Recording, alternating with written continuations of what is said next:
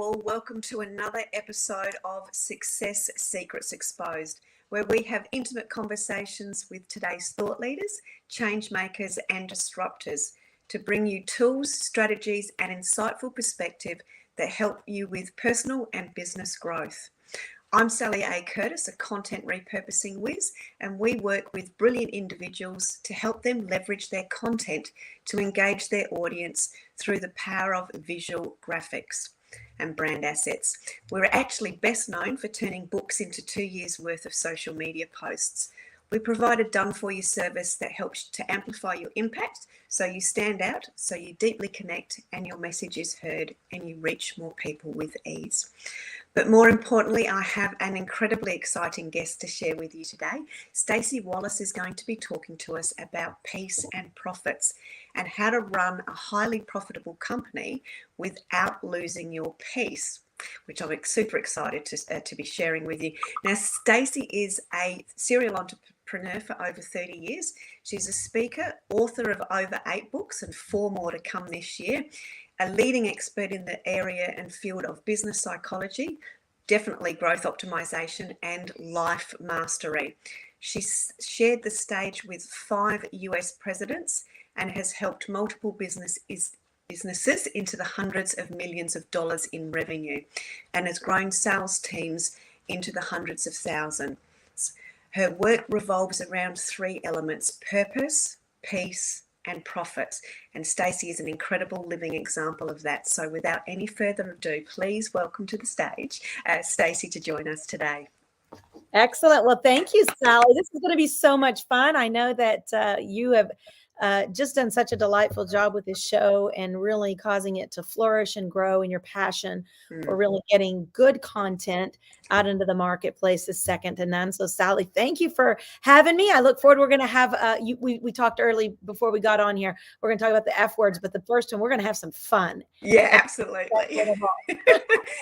Yeah, for those that do know me very well, and I know there's a couple of people in the audience that I can see they're already laughing and rolling their eyes because they know that I like a good F word. And Staci has lots of F words to share with you today, which are different perspectives to some of mine. But I would love to start with just before we get onto that juicy topic, can I ask you just to share a little bit more about your background as to how you got to where you are and why you're here with this legacy? You know, it's funny. I was driving to the orthodontist with my daughter today, and we were talking about how your life evolves and yet how your personality can really be seen through everything you do. You know, I grew up in South Oak Cliff of Texas. So just to give you a little framework, they call that the hood today. And so I've been a little scrapper my whole life. I was a tomboy, played basketball, black belt in karate. So I've been a competitor ever since I was a little girl, probably because I was diagnosed with cystic fibrosis when I was a baby. And I had to fight for the oxygen. I had to fight for my lungs to work. And then miraculously, my parents were in ministry. I was healed miraculously. And I know a lot of people who have children who have suffered with cystic fibrosis. And I'm 53 years old. So back then, there were no healing therapies like we have today. But so for the doctors to call it a notable miracle was a pretty big deal because there wasn't the same treatments we have today. But that started a cycle, Sally, of really extraordinary things happening through ordinary circumstances in my life, in sports, in basketball, in being able to play for be chosen for the Junior Olympics, sing at the Olympics, opening and closing ceremonies, be on stage with 5 US presidents, all those things you said, they sound really amazing. And they sound like I have to be 150 years old, but really they're the pattern. And this is something that I think when we talk about business psychology or relational psychology, if you don't notice the patterns of where you came from, number one, you'll never uproot the ones that are destructive. And number 2, you'll never be able to repeat the ones that are productive.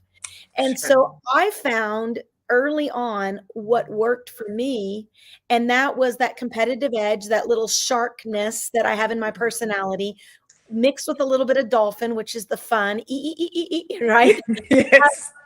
being able to blend those two together to be, on my one sheet that I send out in marketing, I'm 49% boss lady, which is the shark side of me, but I'm 51% missionary, because if it's not fun and if it's not helping people and if it's not getting results, I get distracted really quickly.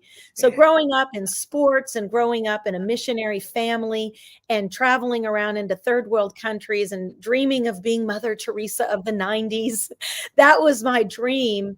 But God gave me an ability to produce wealth. I was very young, singing for Broadway, off-Broadway musicals. There was this ability that quickly early on, and everyone has it, just not everyone is surrounded by the scaffolding to identify it. I happen to have a mom and dad that could say, you're good at singing, you're good at communicating. And so they would put me in the pathway of putting the right people around me to cultivate what would create progress in my life. Unfortunately, today, with a lot of broken families, a lot of fatherless environments, a lot of people don't have that scaffolding to say, let's find what we call it the sweet spot audit. Let's find what you're good at. And then let's double down. Let's invest in the number one piece of real estate you will ever have, which is you incorporated. Yeah. And so early on, my dad, and he's passed away for many years, but before he passed away, he was a communicator. He's the one who had a dream that one day I would share the stage with Zig Ziglar. He would talk about it. He'd say, baby, one day, one day. Well, one day did happen. Shared the stage with Zig for 12 years.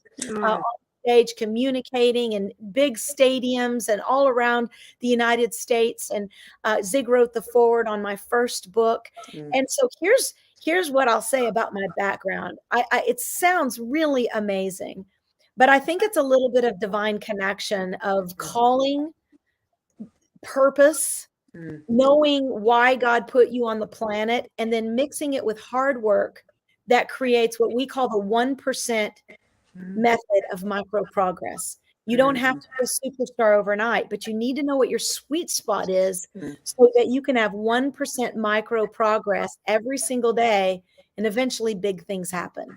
Yeah, absolutely. I love that.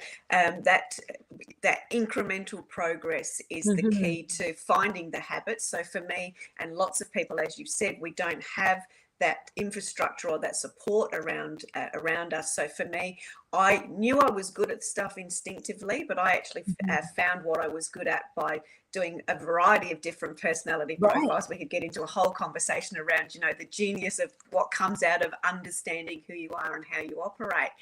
And it was one that was written a little bit differently at one point. It was a strengths finder that sort of said, you're really strong at that. And I went, I actually am. But it was the first time that I'd had it written in an articulate way that I could actually grasp it. So sometimes, in my case, and when we talk to those people that haven't had the families, etc., around them with that, that cheerleader that's led them down the path, you actually have to look back retrospectively to be able to build the pathway forward. But I love that you've got such a support, that the support mechanisms and the understanding of how to bring that support to people wherever they are right now, so they can find that, identify what they're really good at, that sweet spot, so then they can find those incremental daily micro improvements that just create such magic. Well, Sally, it's interesting because it really came. So for 35 years, we've scaled really big companies in corporate America, in telecom, healthcare, nutrition, across the gamut, numerous industries. And we took one company, my brother started it with my husband in the game room of his house, and it became a wild success and had a market cap of $1.2 billion. When you scale companies from tiny little dream and idea in the game room, and you're thinking, oh, I wonder if this, and went through a lot of failures. In fact, the way that company started and the way it ended up, two totally different companies. But it has to start with an idea of what if. And when you start with something like, what if I could, or what if it was possible? And a what if becomes a I should. You know what? I should one day, I should write that book. I should start that company. And unfortunately, a lot of people get caught right there in the I should, and they just should all over themselves until you get to an I must. And then you have a burning passion, a burning intensity that this has to happen, and a willingness to take risk and to sacrifice. This is where most people fall off, because if they didn't have what we call scaffolding, like if you're building a building, if you don't have proper scaffolding, it will never go up. You have to, especially the higher the skyscraper, the better the scaffolding has to be. Yeah. And scaffolding, because I had it, I had a mom that believed in me and spoken to me, and that constantly prayed for me. And when I would get so down on myself, and I was nominated for New Female Vocalist of the Year in country music. Well, it came to that point because I went through a lot of rejection, singing and not doing good, and people telling me that I didn't have a good voice and that my vocal cords were going to wear out. But my mom would stand there and say, okay, let's redefine how you're singing. Let's redefine how you're speaking, but don't give up. Don't give up. My dad, on the flip side, he was a business strategist. So while he was a missionary and a pastor, he was also very, very involved in giving to third world countries. And so he had a business mind that he would come around me and say, let's create a business plan. Let's create a mission statement. So I had those people in my life. When my husband and I, where do you go when you've created 9-figure or $1 billion success? Who do you call for coaching? Who do you call for scaffolding? Who do you call to say, I'd like to run there's very few people, especially for us, we're faith-based. So I want people that are in alignment with our core values. Yeah. So we found that the market was empty.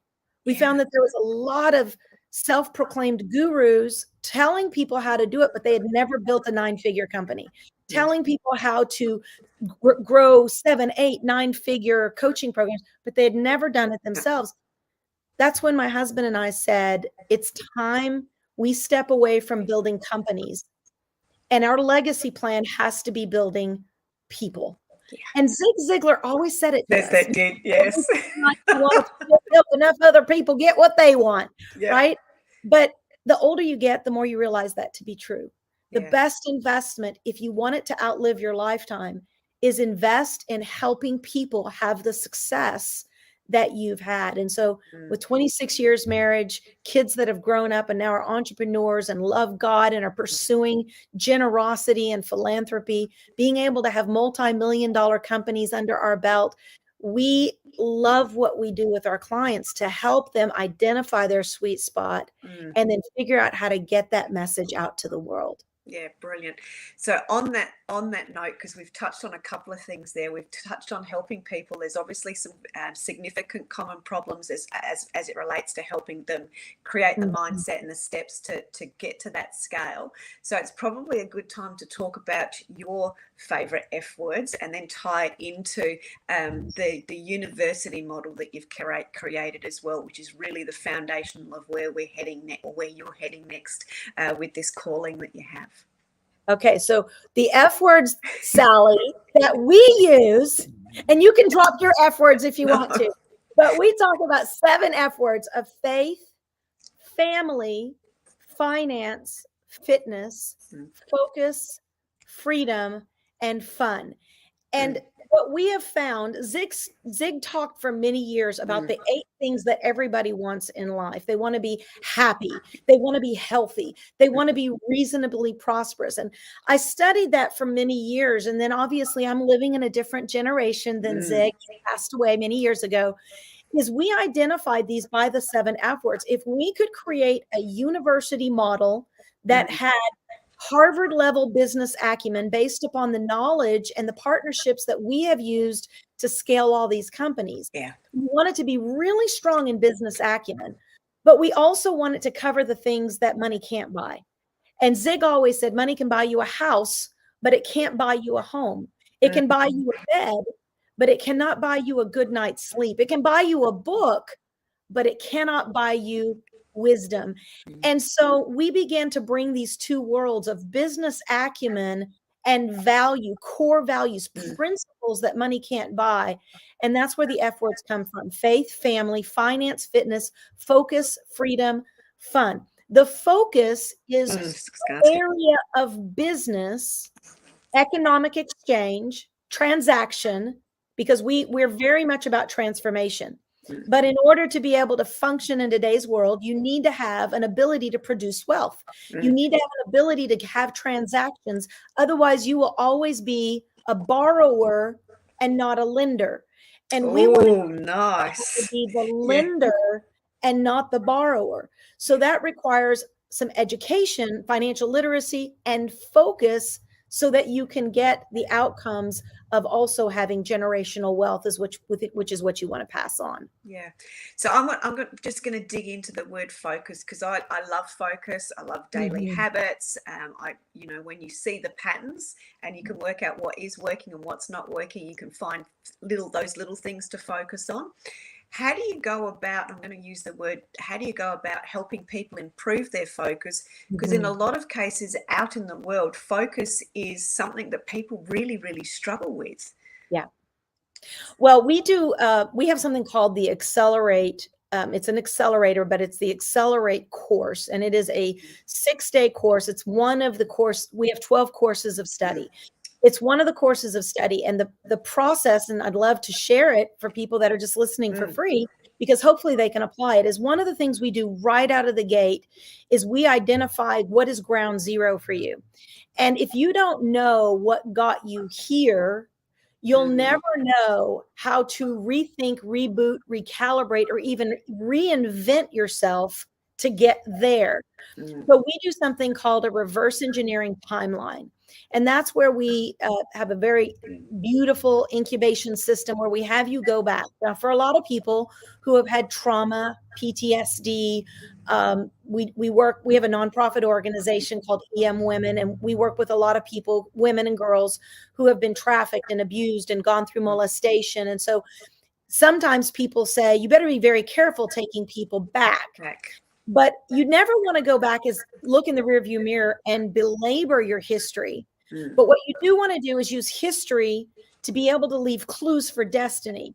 And so if you think about this, history, I went through divorce when I was 21 years old. I went through abuse. I have a really interesting story. I have women around us that have been homeless and they've been molested, gals that have been beaten into a coma with a candlestick or have been trafficked for years and years and years, been on meth and thank God have come off, and men who have gone through incredible PTSD. All of that is history. And if you let it define you, it will hold you in the rearview mirror. And as we know, anybody that drives in the rearview mirror, you're never going to move forward. What we try to do in that whole course is take you from history, which is information. My childhood, how many awards I won, the fact that I was with 5 US presidents, zig, all that it means nothing. It's just information. And a lot of people with ego or narcissism, they live in that season because they want people to know them based on their accolades. And so they seek to be understood. And we teach something, seek to understand, not be understood. So information is your history. When you can have the triggers released in your life to move you from information, history, to transformation, to move into a different season where transformation is now, okay, let's unpack all this. Why was I raped? Why was I bruised? Why did God let me survive being abused and going through that trauma? Not why me, but why me, God? Is there something to this that could be used, that could help other people? You go through transformation, but here's the part where it gets real exciting.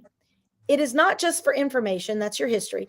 Transformation, which is your current reality, then you move into duplication. The duplication part is where I've got to use this story to help somebody. If it just is about me getting healthy, I could stay in, I'm getting more therapy. I need Staci to give me more business psychology or relational psychology. And I don't have patience for that. I'm a shark. So I'm going to be like, child, we've been talking about this same thing. You need to pull up your big girl panties. Let's go use your life to change somebody else's. Let's figure out a way to move you from transformation to duplication. And then here's the best one: monetization. Yeah. If you can learn how to duplicate your achievements, duplicate your transformation into others, now you can create a monetization system, whether it's, I learned how to build my own first house, and then that first house became a second house, but then I began to realize that I could build houses for other people. And the next thing you know, I'm going to sell my first house. It's the same process, whether it's coaching, selling tiny homes, whether it's selling nutritionals. It starts with your story. And the goal is God wants to bless you. And whether people believe in God or not, they believe in something, whether it's the universe or whether it's energy. You are on this planet because you are made up of energy to bring energy, not to suck the life out of the people that are around you. And if you are still in the suck zone, which is negative, life sucks zone, your best days start right now. You don't give up. Don't give in. When you have a setback, don't take a step back, but get ready for your comeback, because sometimes the setback is a setup for you to rethink, reboot, recalibrate, or even reinvent your life so that you can become the source of duplication for others. Yeah. And that's just so powerful. Thank you. I'm sort of getting a bit choked up about that. Oh, thank you.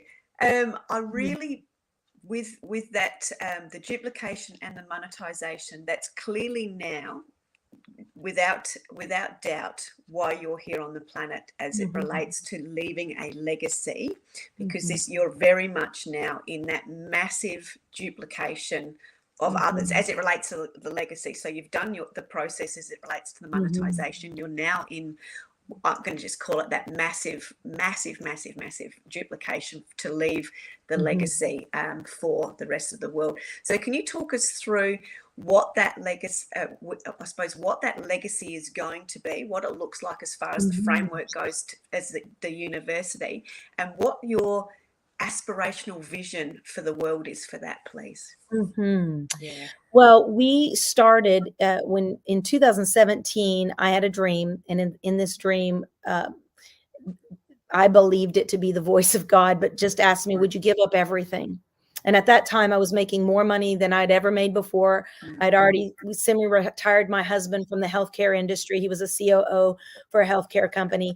And we were doing great financially. And I had this dream that reminded me a lot of a scripture that was about a rich young ruler worth a lot of money. And the master asked him, or Jesus asked him, would you give it all away? And he went away sad because he was very wealthy. When I had that dream, I felt like there was something money wasn't teaching me. I was one of those people that on social media, I'd do a video and thousands of people would watch, and we were in Africa and we were all over the world, the typical, oh, that's the kind of life I want to live. But inside of me, despite all the good that we were doing, even with our philanthropy, something was missing. When I woke up that day, I went into my office and I felt like God was calling me, or somebody could say the universe was calling me to something more than making money. I'd already proven that I could do that. I'd already proven multiple companies, multiple comp plans, that I could produce wealth. And I know a lot of people listening right now may say, well, I've never been in that part. Well, let me just tell you from somebody who has, money only makes you more of what you are. Yeah. And money does not make you happy. Being in alignment with your divine purpose and putting your talent to effort in your divine purpose, that's where peace and profits come from. Make money, and still not have peace. And so we ended up, the dream said, will you say yes? Would you walk away? Would you say yes? Would you give up your life? And so my husband got up that morning and I said, baby, I had a dream that God was asking me to walk away from the company and to not work anymore and to give all our money away. And he didn't bat an eye. He said, okay, what does that mean? I said, I really don't know. And I said, but I feel like from today forward, I'm not supposed to pick up the phone or answer the phone until he releases me back into that.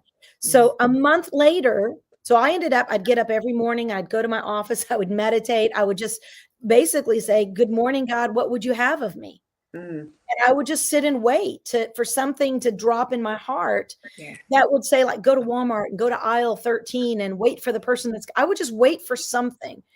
And a month later, he woke up and said, you're not going to believe this. And he wasn't a dreamer. He wasn't one that had dreams at night. He said, I had a dream and I think I'm supposed to do the same thing. And he said, and I think we're supposed to give away all of our money. So together in harmony, we did that for 2.5 years. We gave away everything. We went 9 months without a vehicle to see what it would be like to be totally dependent on other people, totally dependent on faith that somehow God would provide. In that season, Sally, everything changed for us. We went from pursuing money to working. The way you give away your money is you find poor people. We found, we did an event for 10,000 homeless people, and we worked with other companies and organizations and fed 10,000 people at Christmas and did Christmas presents and sleeping bags and boots. And I mean, it was just extravagant. And then we continue to fund Women and reach out. And so for 2.5 years, we kept hearing, don't take any money, don't take any salary. And I'll tell you, it was the hardest 2.5 years of our lives, because my mind, my ego needed a title. It needed worth through achievement. And when I didn't have that, I would go fetal going, oh my goodness, am I causing my family? When my kids were like 16 and 17 years old, Mom, I need to go to school. We don't have a car. Mom, Dad, I need to go to the store. We're going to have to find somebody to take you. Knowing at any given time I could go back and take a sweet position in a company. And what it did even for my kids is I like, Dad, you got to get a job, and you need to find a job close by so that you can walk to that job. Our life by choice, not by circumstance, our life by choice drastically changed. In those 2.5 years, Sally, we became more kind. We became more humble. We became more sensitive to the needs of people that when you're busy and you're wealthy and you're just trying to grind out money, more, you don't see it. You don't smell the same smells when you're hanging out with everybody that's got the latest Gucci perfume as when you're hanging out with people who have nothing. And God changed my life drastically in that season. In that same season, I had a dream that something was going to happen in 2020. Didn't know what it was going to be. I felt it was going to be an earthquake. And so we ended up selling our house. We didn't have a car. And in that season, we ended up getting, when we sold the house, we got an RV. January 1 of 2020, we didn't know it. But that whole time, God was preparing us to get in that RV when everyone else is in COVID lockdowns and having to wear masks. We were in the mountains. We were in streams. We were fishing. We had the best year of our lives in 2020. And I believe it's because we unplugged from the system.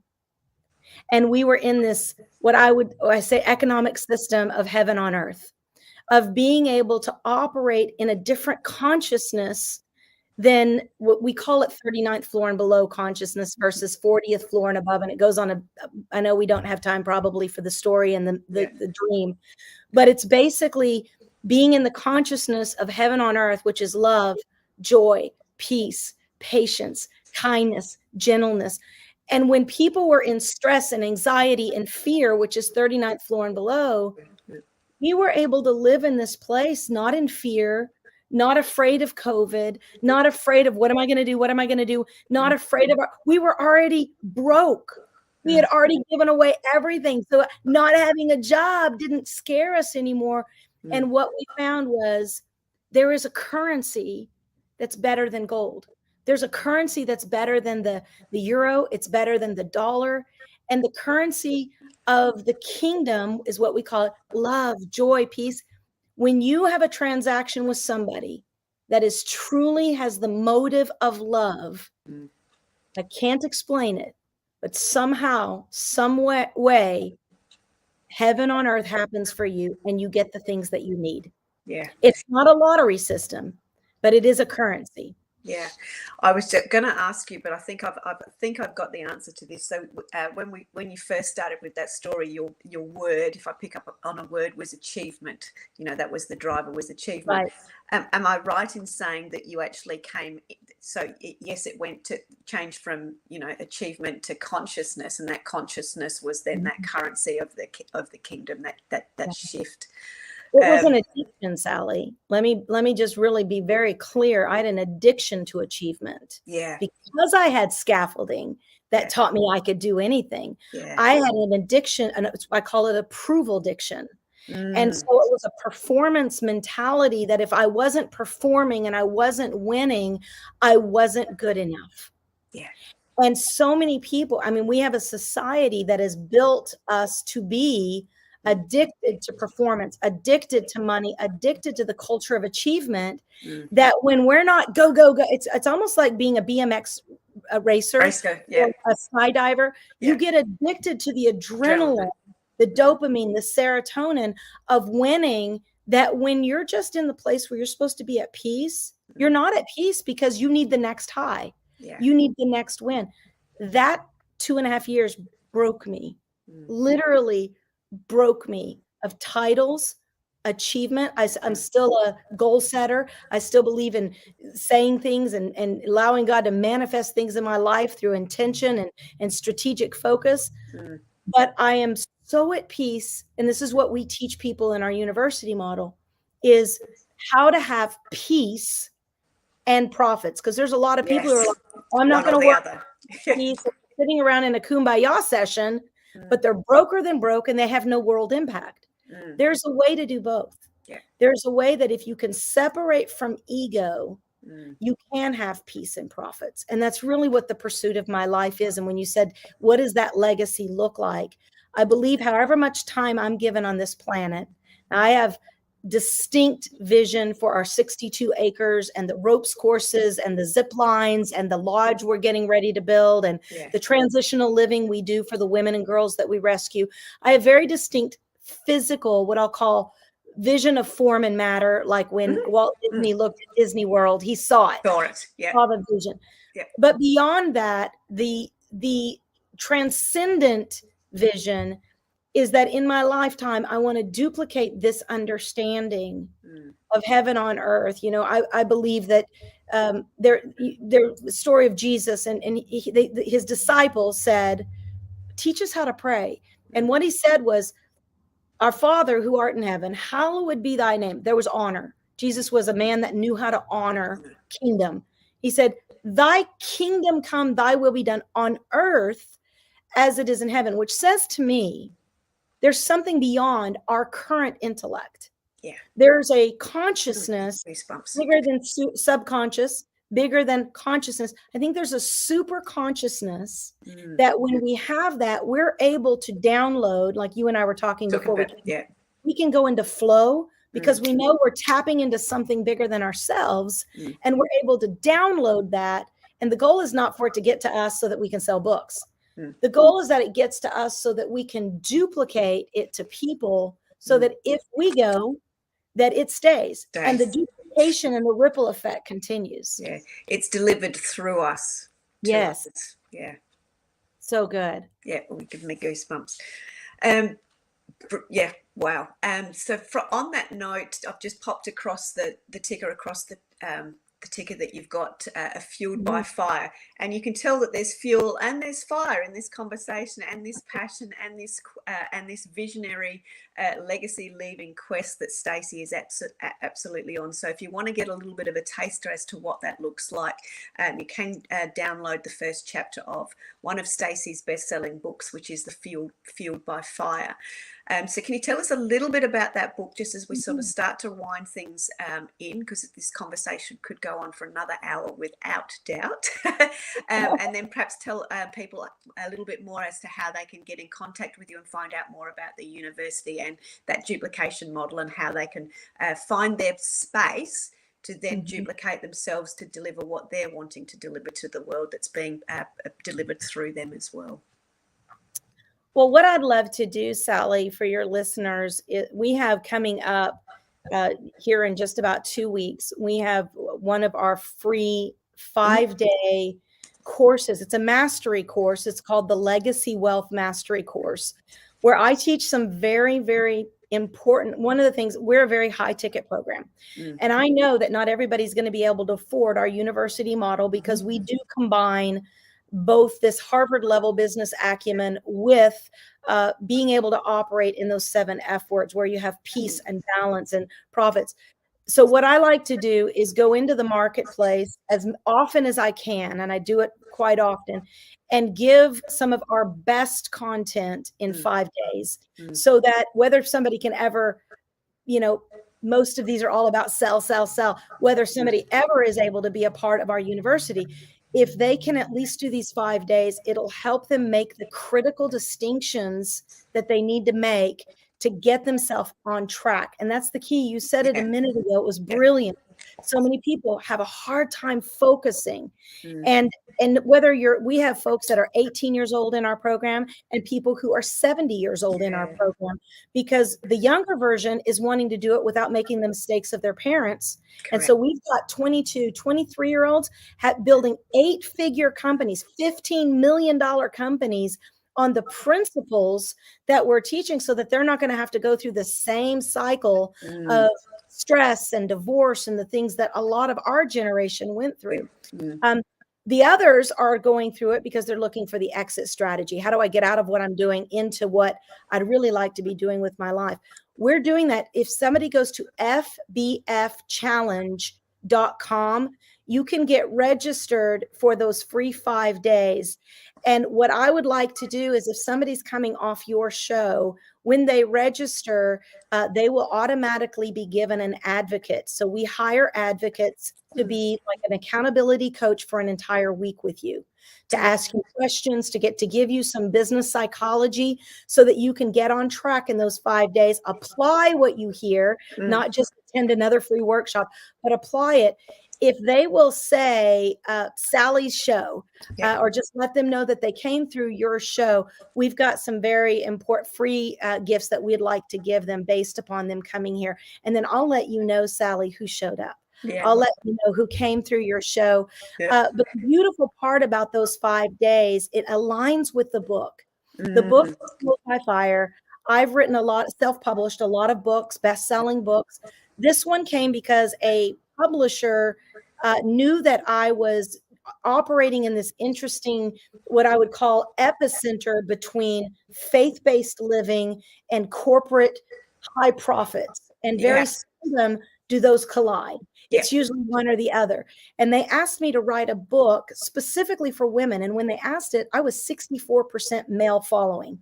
So I was like, wow, why do you want me to write a book just for women? And they said, because we're coming into a season, already forecasted, that women in leadership is going to come. And of course, this was 2020. And we've seen that in the last number of years. So that's why I wrote the book. I didn't like the name of it. I told them I don't want the name, because there was a rock band that it was like a heavy metal acid rock band. I was like, why would we want to use that? They said, because it says what you are. You're fueled by fire. So when we decided to do that, my husband said, well, then let's trademark it in case God wants to do something else with it. And here we are today with Fueled by Fire is our company. It's our university model. It's got all of our curriculums in it. And it's our online courses.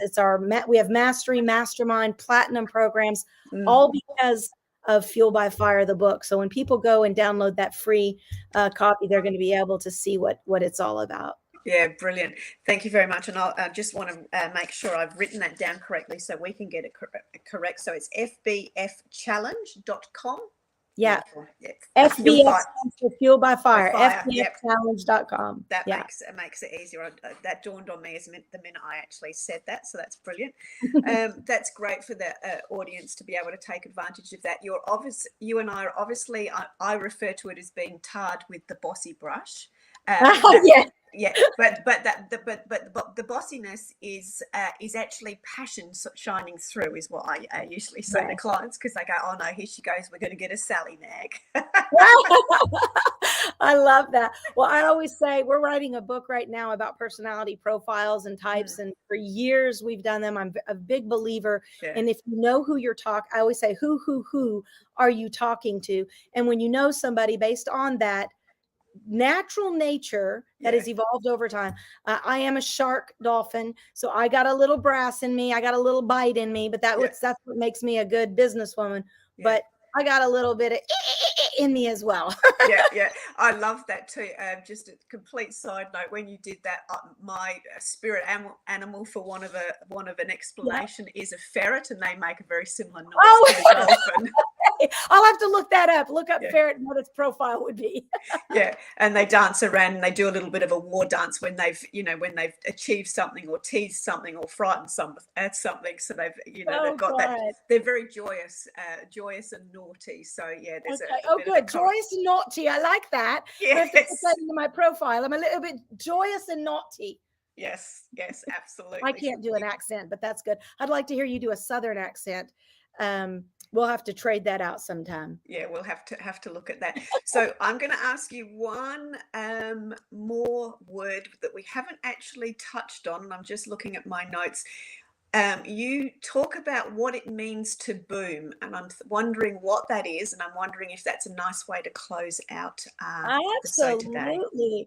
Well, boom is interesting because I've been saying it for years. Really, back even when I was younger, I was in network marketing. At 18 years old, I sold water filters. It was my first big sales experience, and I ended up being the youngest national marketing director in $1 billion company. And back then, I always said, break out of mediocrity, break out of mediocrity. And I would say that to my team, you got to break out of mediocrity. Well, when Wonder Woman, the movie, came out a number of years ago, I woke up with a dream, and clearly I have a lot of dreams. I woke up with a dream, and what was going through my dream was like this neon sign, and it said, sonic boom, sonic boom. So I got up and I studied the sonic boom, and there's this whole story around it. But I ended up doing a program around it and about what it means. When you see Wonder Woman and she puts her hands up like this and it goes, what it does is it breaks through the noise. And that's what it means to boom, is to break out of mediocrity. It's like the breaking of the sound barrier. If it wasn't for pressure, there would be no boom. Most people are trying to avoid pressure. Pressure is your friend, but you got to learn how to break through it with the right intensity so that you can get the boom. Yeah, versus bouncing off of it and ending up back or further behind where you were before. So beautiful. Beautiful. I love that. And the boom has got me. I've got a friend that always goes, yes, and boom, take that. Well, and you gotta, like I told you earlier that I'm from the hood.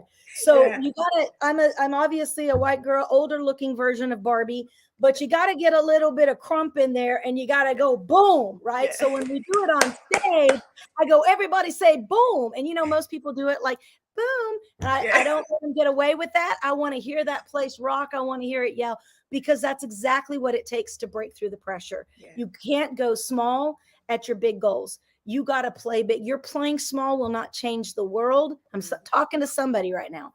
You're playing small will not change the world. You're playing shy is actually a form of ego, because you care more about what people think about you, or you care more about failing than you do about changing the world. When you boom, you break out of all of that, and then you're able to align with the divine and really become something great in the world. Yeah. So I'm going to come back to as a way of winding it up. We're going to come back to the F's, which I'll get you to repeat. Is focus, family, finance, fun. I've got in there, and I've missed one. Okay, faith, family, finance, fitness, focus, freedom, and fun. And through that enables people to find their element, find their focus, find their thing that they were put on the planet here for, to create those ripple effects, which do go out into the world and does make a difference. 1 person, 2 person, 3 person, and continues to duplicate And I love that we've talked about the ability as individuals with our wisdom, with our insights, to be able to share and duplicate that knowledge out to the world to make this world a better place through us, because of us, and because of everybody else that we've touched or enlightened or ignited. So thank you so much for sharing so much with us today, Staci. An absolute privilege and pleasure to listen to all of your stories and extract some of that wisdom. In closing, do you have any final message as inspiration or as a bossy thing that you would like to share with the audience as we close out? Final thing, warriors don't retreat, they reload. Yeah. So reload and get back into what you know you're on this planet to do, because warriors don't retreat, they reload. Brilliant. Thank you very, very much. It's been an absolute pleasure, as I said. For those that want those web addresses again, we've got going across the screen the Fueled by Fire, which you can pick up at www.staciwallace.com, which will give you the first chapter to her book, Fueled by Fire. And for those that are keen in making an impact for themselves, starting with themselves and then getting that rippling out to the world, we've got the fbfchallenge.com that you can look at to take advantage of a 5-day challenge to make a difference in your life so you can make a difference in others. Thank you so much.